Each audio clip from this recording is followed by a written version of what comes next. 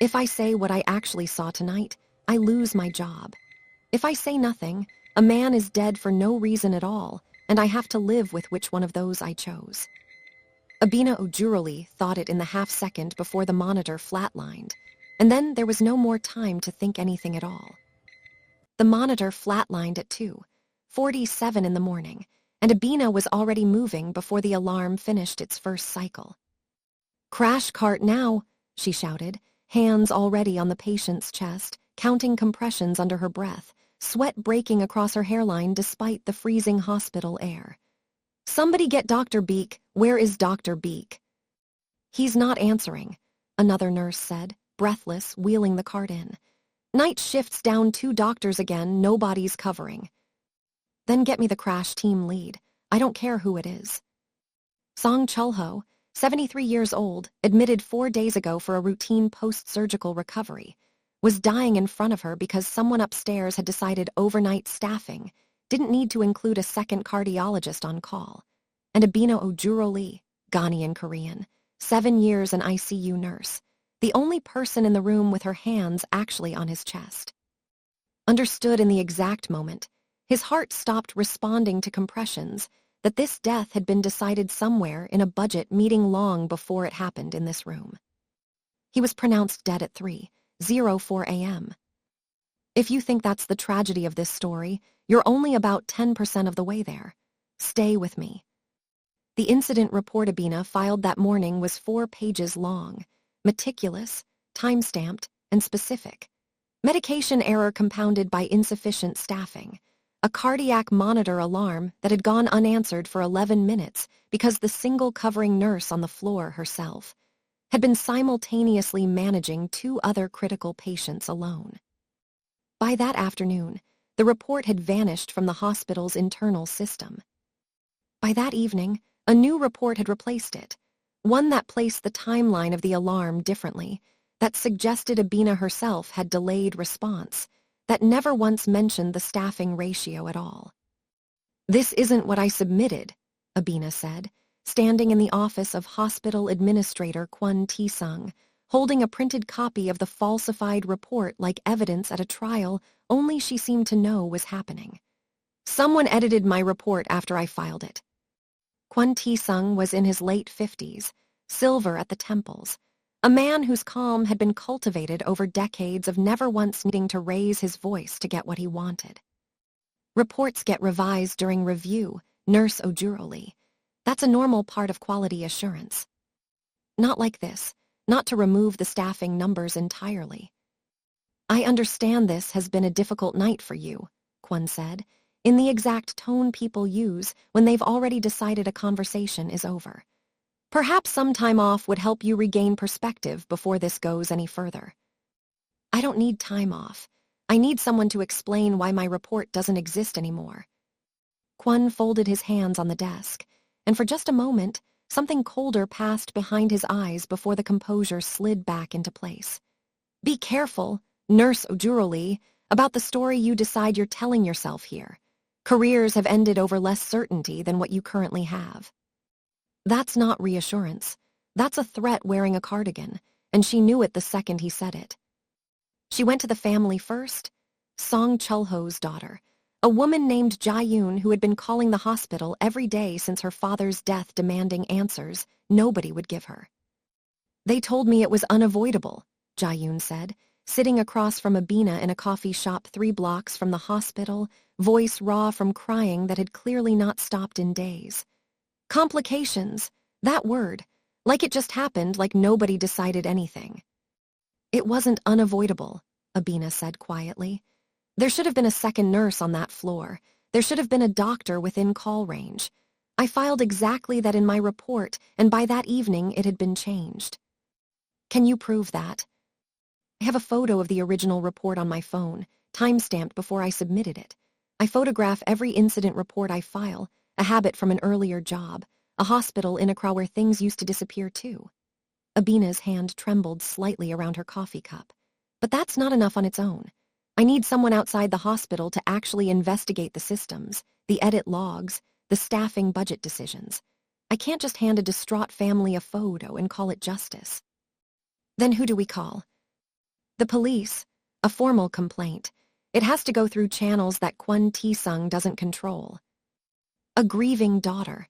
A falsified record. A nurse with a single photo standing between the truth and a very well-funded silence.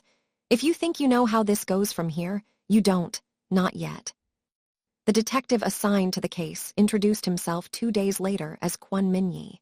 And it took Abena almost 11 full seconds standing across from him, in the precinct's small interview room, to realize the surname wasn't a coincidence. "You're his son," she said, not a question. Min-yi, early 30s, sharp-featured, wearing the specific exhaustion of someone who'd clearly had this exact conversation with other people before, didn't flinch. "I'm aware of how that looks. How it looks is that the hospital administrator I'm accusing of falsifying a death record has his own son assigned to investigate the complaint. I requested a conflict of interest reassignment the moment I saw his name attached to your complaint," Min-yi said. "It was denied. Understaffing in this precinct too, apparently. Nobody else was available to take a case this specialized on short notice. If it makes you feel any better, I haven't spoken to my father in any capacity beyond holidays in 4 years." "It doesn't make me feel better. It makes me feel like I'm being handled." "Then let me actually investigate, and you can decide afterward whether I handled anything or found something real." He slid a notepad across the table. "Walk me through everything, every timestamp, every name. I want the version you tell a jury, not the version you're worried I'll dismiss." She told him everything. She watched his face the entire time for any flicker that suggested he was performing concern rather than feeling it, and found nothing she could point to as proof either way, which frightened her more than open hostility would have. A detective who might be protecting her, or protecting his father, or, worse, doesn't know himself which one he's actually doing. Keep watching, the answer isn't what you're expecting. The threats started small enough that Abena almost convinced herself they were coincidence. A car idled outside her apartment for 40 minutes one night, headlights off, before pulling away the moment she stepped onto her balcony to look. Her hospital locker was found open one morning, nothing missing, everything subtly rearranged in a way that told her exactly whose message it was meant to be. A colleague, a nurse named Grace Sarpong, Ghanaian like her, one of the few people at the hospital she genuinely trusted, pulled her aside in the break room with her voice dropped low. "People are saying you're trying to get compensation out of a wrongful death lawsuit," Grace said. "That you're the one who actually delayed responding to the code, and now you're trying to pin it on staffing to protect yourself." "That's not what happened." "I know that, but you should know what's already being said before it reaches HR's version of events." Grace hesitated. "And Abena, be careful who you trust here. I heard Kwon Tae-sung personally requested the file on your immigration status. Nothing official yet, but he's building something, and I don't think it's a defense." A rumor campaign, an immigration file quietly requested. This isn't just about one death anymore. It's about making sure the person who noticed it disappears from the story entirely. Abena brought the immigration detail to Min-yi the next day, watching his jaw tighten in a way that looked, for the first time, like something other than professional composure. "That's illegal," he said. "Requesting an employee's immigration file has nothing to do with a malpractice investigation. If he's doing that, he's preparing to discredit you or have you removed from the country before this goes anywhere near a courtroom. Can you stop him?" "I can flag it. I can't promise it'll matter in time." He rubbed a hand over his face, and for a moment the exhaustion in it looked entirely genuine. "I pulled the hospital's internal server logs this morning using a warrant I had to fight 3 different lawyers to get approved.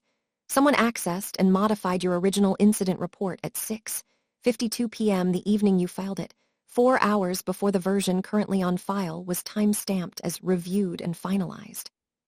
"Whose login?" "That's the problem. It wasn't my father's login." Min-yi turned his laptop toward her, a login credential highlighted on the screen. "It was the hospital's chief compliance officer, a woman named Dr. Lena Choi. She has full administrative access to edit any file in the system without triggering a secondary review flag." "Why would the compliance officer falsify a malpractice report on her own?" That's exactly what I want to know. Either she's protecting my father directly, or she's protecting something bigger than one incident, and my father is just the most convenient person standing in front of it. A new name, a new possibility, and a detective who suddenly looks less like a threat and more like someone racing against the same clock she is. But don't get comfortable. This story isn't done complicating itself. Dr. Lena Choi refused to speak with either of them without hospital counsel present, which told Abena more about guilt than any direct confession could have. But 3 days later, an envelope was left in Abena's mailbox with no return address, containing a single printed page. An internal financial memo, 6 months old, outlining a hospital-wide staffing reduction plan designed to cut costs ahead of the facility's planned merger with a larger private healthcare group. A plan that specifically identified overnight ICU coverage as a low-visibility area for immediate savings. Signed off by 3 names. Kwon Tae-sung, Dr. Lena Choi, and a board member Abena had never heard of, a man named Director Baek Sunwoo. "This isn't a cover-up of one mistake," Abena said, spreading the memo across the precinct's table in front of Min-yi. "This is a cover-up of a decision. They knew cutting overnight staffing would cost lives eventually. They decided it was worth the risk for the merger numbers. My patient wasn't an accident they're hiding. He's a statistic they already accounted for." Min-yi read the memo twice, his expression hardening into something that finally looked, to Abena, entirely uncomplicated by his last name. "If this is real, this isn't malpractice anymore," he said. "This is corporate manslaughter, and it goes considerably higher than my father's office." "Who sent it to me?" "I don't know, but someone inside that building wants this exposed as badly as you do, and isn't willing to put their own name on it yet." He looked up at her. "Which means there's someone else scared enough of Choi and the board to leak evidence anonymously rather than testify directly. That's either very good for your case, or it means whoever sent this is about to become a target exactly like you already are. A conspiracy bigger than one death, an anonymous ally somewhere inside the building, and a detective whose loyalty to the truth is starting to look real, unless, of course, that's exactly what he wants her to believe. Tell me in the comments who you think sent that memo, because it matters more than you think." The break-in happened 4 nights later. Abena came home to find her apartment door unlocked, nothing obviously missing. Her laptop moved 3 inches from where she always left it, close enough to unsettle her, not close enough to prove anything to police who would ask if she was certain she hadn't simply forgotten. She sat on her kitchen floor with her back against the cabinets, phone in her hand, and for the first time since Song Chul-ho's monitor had flatlined, she let herself consider actually stopping. She called Min-yi instead of the front desk. He arrived in 19 minutes, badge in hand, moving through her apartment with the focused efficiency of someone checking every room before he let himself acknowledge her at all. "Nothing's damaged," he said, finally sitting across from her at the kitchen table. "Which tells me this wasn't a robbery, it was a message. They wanted you to know they can reach you. Can you make this stop? I can put in a formal request for police protection. I can't guarantee it gets approved before something worse happens. My precinct captain has already asked me twice this week whether I'm too personally compromised to keep running this investigation. Are you?" The question hung between them, longer than either of them was comfortable with. "I don't know anymore," Min-yi said finally, quiet and unguarded in a way she hadn't heard from him before. "I've spent my entire adult life trying not to be the person my father is. Every promotion I've turned down at a firm that would have hired me because of his name. Every dinner I've skipped so I wouldn't have to sit at a table with people who assume loyalty is inherited. And now the first case that actually matters, I'm terrified I'm going to protect him anyway. Out of some reflex I don't even understand, and never forgive myself for it." "That's not an answer. It's the most honest thing I can give you right now." He met her eyes. "What I can tell you is I filed the warrant request against Choi's login credentials this morning under my own name, not the department's shared account, specifically so it can't quietly disappear the way your report did. If my father finds out, that's a line I can't walk back from." "Is that bravery, Or is it exactly what a smart man protecting his father would want her to believe right before pulling the file himself? Even she doesn't know. Neither will you, until the very end. The warrant against Dr. Lena Choi's credentials produced something neither of them expected. A second set of edited files, time-stamped from 18 months earlier, revealing this wasn't the first incident report altered under her login. 2 prior patient deaths, both during overnight shifts, both initially flagged internally as staffing-related, both quietly revised before reaching any external review board. 3 deaths, Abena said, staring at the printed timeline Minyi had assembled. 3 families who were told complications instead of the truth. And every single edit traces back to Choi's login specifically, never my father's directly, Minyi said. Which either means she's the actual architect of this, and he's been willfully looking away from what his own hospital is doing under his name, or she's been doing this on his explicit instruction, and structuring it so his fingerprints never touch it directly.